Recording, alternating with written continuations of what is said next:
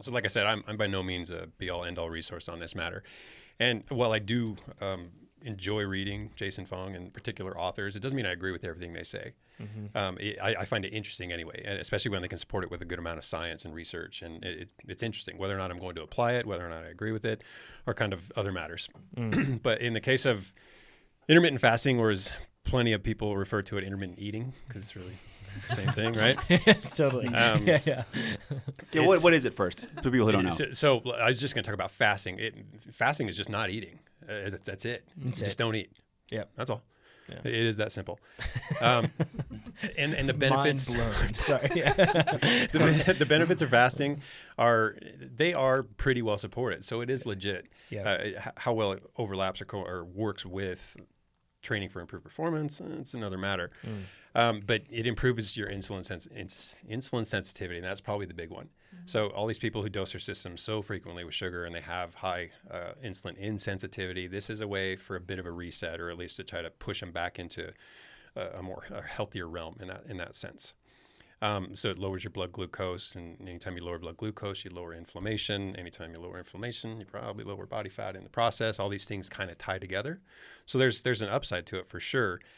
Big concern with lowering fat is the visceral fat. So not even the subcutaneous stuff that all of us are very aware of, but the more dangerous internal stuff that's far more what's the word I'm looking for? Insidious.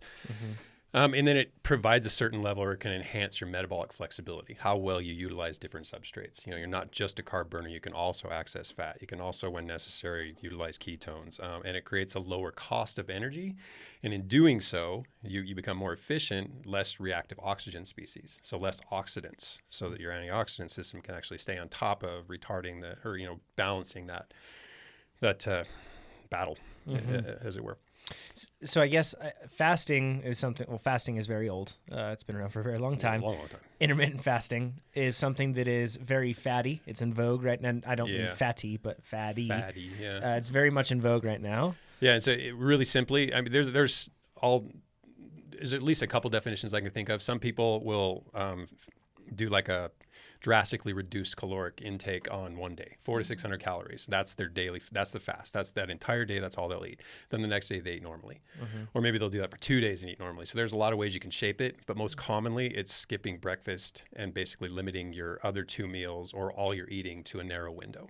So if you eat dinner at 6 o'clock at night and then you skip breakfast and you don't eat till lunch, noon the next day, and then dinner at 6 again, you've effectively limited your eating to a 6-hour window, which means the other 18 hours or 16 hours, depending, whatever, is fasted. You're in a fasted state. That's it. That's the concept. It's nothing too crazy. So it's intermittent. But so is sleeping. I mean, exactly right. Yeah. This is what I want to get to. Like, I mean, you fast every night when you sleep. And then a lot of people, I mean, this is why you could also call intermittent fasting like not eating in a lot of cases, or just compartmentalizing it and shifting it around. But I think it's kind of misunderstood. Like, I think Fung, like Nate, we were talking about this. It's perhaps misunderstood in terms of like whether it's what the objectives are or how to go about it, right? Well, okay, so on the forum, I've seen people misunderstand this, and there's some great videos of Fung giving talks, and he is mainly focused on general population and usually obese people losing weight. Talking athletes, and endurance athletes especially. Fung talks about strategies to try to get these people to lose weight, and he says that telling people eat less and eat healthy foods, just like caloric restriction, doesn't work for those people because they lose and then they end up gaining more in the long run. It works in the short term, but it's short term, but not long term. It's not sustainable for those people. Yeah. And what I've seen people say is they take that as like the strategy of doing that means that a calorie restriction won't make you lose weight. So scientifically, laws of thermodynamics, calorie restriction will always make you lose weight, and if you do it forever, you'll eventually die. Like you'll eventually just nothing will be left of you. Yeah. Truth. And then, but Fung says that for some people in the population, getting them to eat less, like if they only have 5 hours to eat, they won't eat as much. Kind of handles itself. Yeah, exactly. Yeah. They can't eat as much. And it's caloric restriction, and they don't even recognize it for what it is. Yep. And it's easier for them to do. Therefore, they lose weight, and it's more sustainable long term. And the other benefits Chad talked about. But in our world, as cyclists, it's a little different. I think just in general, anyone listening to this podcast, you are more disciplined than like 99% of the people out there. Yeah, that's Go to Walmart. Like you Right. are. Like you hang out with people that are cyclists and you compare yourself to them. But the average person, you are head and shoulders above them. Right. Like you're more disciplined. And also we're working out all the time. Right. I hadn't heard of Fung, and so I did a quick web search and looked at his website, and I just want to read a few of the bullet points that he has as benefits of fasting. So it include improved mental clarity and concentration, weight and body fat loss, lower blood insulin and sugar levels, reversal of type 2 diabetes, increased energy, improved fat burning, increased growth hormone, lowered blood cholesterol. These are all things that you get from exercise. Yeah. So just exercising, not fasting, you can get all of those benefits. So I think you're right. This is geared more towards people who aren't already conscientiously implementing a healthy, active lifestyle. Yeah, because Chad, just to your point too last week, it's really hard to be doing 2-hour rides if you're yeah. not It's eating. impossible. Oh, It's impossible, right? Depending It's on, I mean, unless brutal. you want to keep the intensity dirt low. And performance with time will decrease if you're not fueling it properly. And I just want to like diffuse this bomb before it goes off in the forum. When we talk about Fung, the way it breaks his short-term weight loss, long-term weight loss, how the things just don't amount to one another, how it's unsustainable for people to lose weight and stay there. There's a simple reason for that. I mean, you have a 225-pound man who wants to be 175 pounds. He needs to eat for a 175-pound man. When he gets down to 175 pounds, he needs to continue eating for a 175-pound man. But where it breaks down is these people return to their old eating habits. He starts eating like that 225-pound guy again.